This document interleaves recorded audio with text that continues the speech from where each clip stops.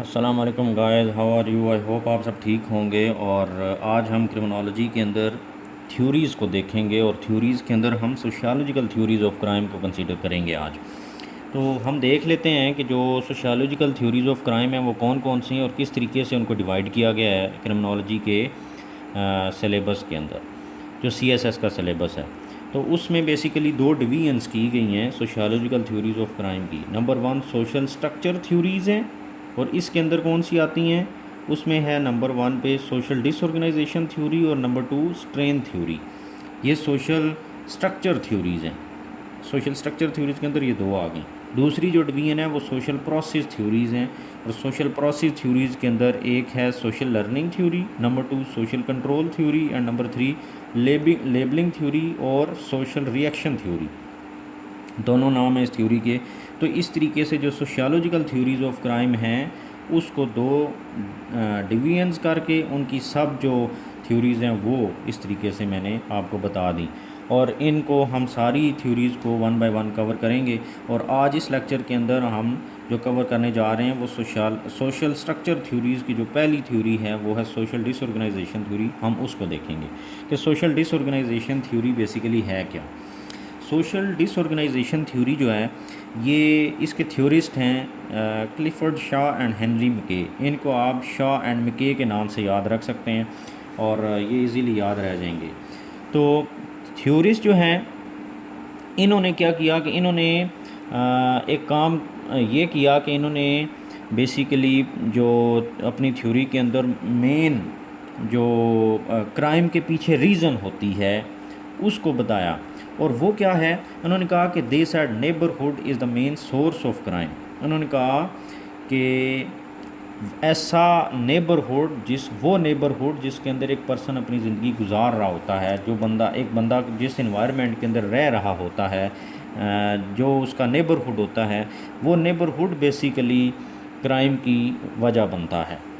और किया क्या, instead of focusing on individual traits, बाकी थ्योरिस्ट ने जिस तरीके से इंडिविजुअल ट्रेड्स को फोकस किया, करैक्टरिस्टिक्स को फोकस किया और उन्होंने इन चीज़ों को कहा कि ये चीज़ें वजूहात हैं क्राइम की, तो इन्होंने उन ट्रेड्स को फोकस करने के बजाय कहा कि नेबरहुड जो है वो बेसिकली वजह बनता है क्राइम और क्रिमिनल बिहेवियर की। जो लोग क्राइम करते हैं वो इस वजह से करते हैं कि उनका नेबरहुड ऐसा होता है जो क्राइम को प्रमोट करता है और उस नेबरहुड के अंदर रहने की वजह से वो लोग क्रिमिनलिटी की तरफ जाते हैं। अब इन्होंने क्या किया कि they explain it through 4 points. इन्होंने अपनी थ्योरी को 4 पॉइंट्स के ज़रिए एक्सप्लेन किया है और वो 4 पॉइंट्स क्या हैं हम वन बाय वन सारों को देखेंगे और हमें समझ आ जाएगी कि किस तरीके से सोशल डिसऑर्गेनाइजेशन थ्योरी जो है वो नेबरहुड को एक सोर्स ऑफ क्राइम कंसीडर करते हुए इसको प्रूव करती है। तो इन्होंने शॉ एंड मैके ने कहा number one, run down areas create social disorganisation. पहला पॉइंट ये है कि रन डाउन एरियाज़ जो होते हैं, अब रन डाउन एरियाज़ जो होते हैं वो कौन से होते हैं, अंडर डेवलप जो एरियाज़ हैं जहाँ पर डेवलपमेंट नहीं हुई होती और गरीब तबका जहाँ पर रह रहा होता है। तो क्या है कि run down areas create social disorganisation. ऐसे एरियाज़ के अंदर, रन डाउन एरियाज़ के अंदर सोसाइटी क्या होती है, ऑर्गेनाइज नहीं होती बल्कि सोशल डिसऑर्गेनाइजेशन होती है वहाँ पर। अब वो सोशल डिसऑर्गेनाइजेशन जो है वो कैसे होती है, फॉर एग्ज़ाम्पल उन्होंने एग्ज़ाम्पल दी अपनी थ्योरी के अंदर कि शिकागो जो है वो जब एक्सपेंड हो रहा था, इंडस्ट्री वहाँ पर लग रही थी, तो डिफरेंट एरिया से लोग वहाँ पर आए, डिफरेंट कल्चर थे उनके और वो स्लम्स के अंदर रहना शुरू हो गए। वहाँ पर उनके पास बिल्डिंग्स नहीं थी, कुछ अच्छा माहौल नहीं था रहने के लिए और वो उस एरिया से फेमिलियर भी नहीं थे कि वहाँ पर किस तरीके के लोग ऑलरेडी रह रहे हैं और ये सब चीज़ें। तो हर एक की अपनी नॉर्म्स, अपनी वैल्यूज़, अपने प्रिंसिपल्स थे जिनको वो फॉलो कर रहे थे। तो वहाँ पर क्या था, जो लोग रह रहे थे ना शिकागो के अंदर, तो वहाँ पर क्या हुआ, जब हर एक का अपना वो कल्चर है तो वहाँ पर क्या हुआ, सोशल डिसऑर्गेनाइजेशन आ गई कि सोसाइटी ऑर्गेनाइज नहीं हुई बल्कि डिसऑर्गेनाइज हुई अपने डिफरेंट कल्चर्स होने की वजह से। तो पहला ये बात उन्होंने कही कि रन डाउन एरियाज जो होते हैं जहाँ पर लोग स्लम्स के अंदर, झोंपड़ियों के अंदर रह रहे होते हैं और उनके पास कोई मतलब अच्छा माहौल नहीं होता और पावर्टी जहाँ पर होती है वहाँ पर सोशल डिसऑर्गेनाइजेशन होती है, पहली बात। दूसरी, social disorganisation fosters cultural conflicts. जो सोशल डिसऑर्गेनाइजेशन होती है ये कल्चरल कॉन्फ्लिक्ट्स को प्रमोट करती है। फॉर एग्ज़ाम्पल मैं आपको एग्ज़ाम्पल दूँ कि जैसे सब कॉन्टिनेंट के अंदर before the division of India, Pakistan बनने से पहले, तो वहाँ पर क्या होता था कि हिंदू और मुसलमान इकट्ठे रहते थे।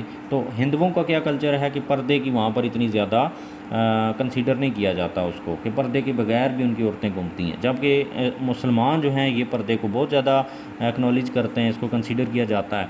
तो अब आप इस चीज़ को देखें कि एक ही नेबरहुड के अंदर रहते हुए दो डिफरेंट कल्चर्स के लोग रह रहे हैं, और एक कल्चर के अंदर एक चीज़ को पॉजिटिव कंसीडर किया जा रहा है और दूसरे के अंदर उसको नेगेटिव कंसीडर किया जाता है।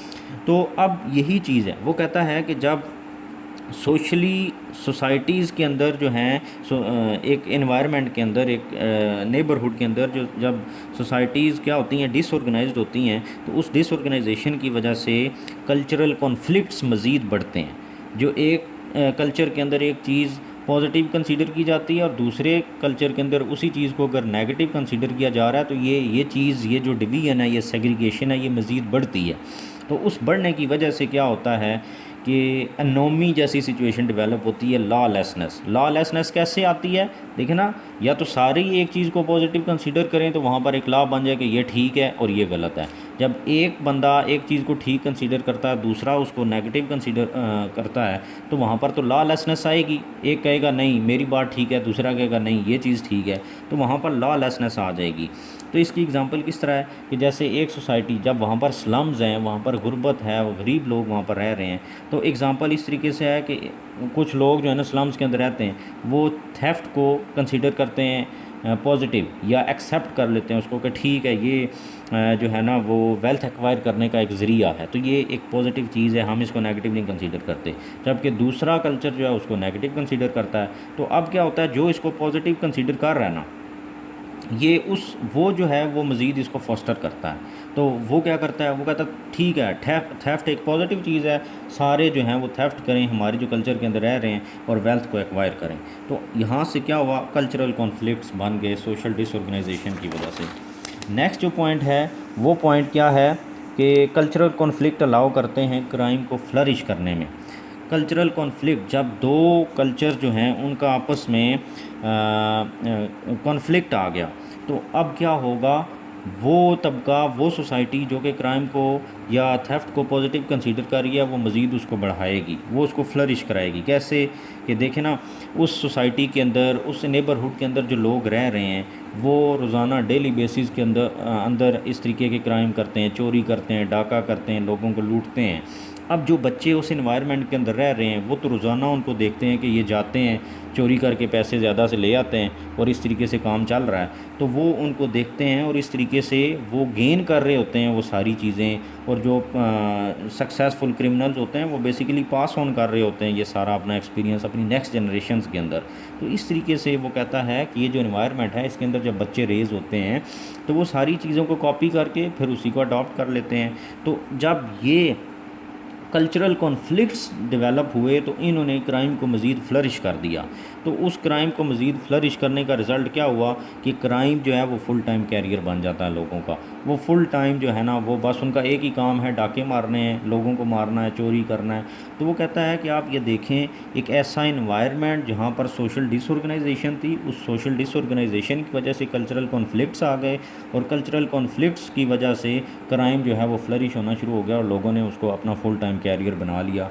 इस तरीके से एक इन्वायरमेंट जो कि गलत इन्वायरमेंट था, एक गलत नेबरहुड था, जहाँ पर क्राइम जो है वो बढ़ता जा रहा है। तो इससे क्या होता है, वो कहता है कि 20वीं सेंचुरी के अंदर जहाँ पर क्राइम रेट हाई था, उसके बाद भी कई सौ सालों तक जो है वो क्राइम जो है वो उसका रेट हाई रहा है। उसकी वजह यह है कि वो ऐसा इन्वायरमेंट था जहाँ पर नेक्स्ट जनरेशन्स के अंदर वो जो चीज़ें हैं वो पास ऑन होती रहीं, और नेक्स्ट जनरेशन ने उन चीज़ों को कॉपी कर लिया। तो इस तरीके से शान मैके की जो थ्योरी है, सोशल डिसऑर्गेनाइजेशन थ्योरी, ये डायरेक्टली उस नेबरहुड को टारगेट करती है कि वो नेबरहुड ही सबसे बड़ा ज़िम्मेदार है क्राइम को फ्लरिश कराने का, क्राइम को प्रमोट कराने का। और उन्होंने पर्सनल ट्रेट्स को उसको इल्ज़ाम देने के बजाय उन्होंने कहा कि ये नेबरहुड बड़ा समझदार है। और ये थ्योरीज़ थी। नेक्स्ट लेक्चर के अंदर हम बाकी थ्योरीज़ को देखेंगे। आई होप आपको समझ आ गई होगी। अगर आ रही है तो मेरे लेक्चर को, मेरे चैनल को सब्सक्राइब करें। Thank you.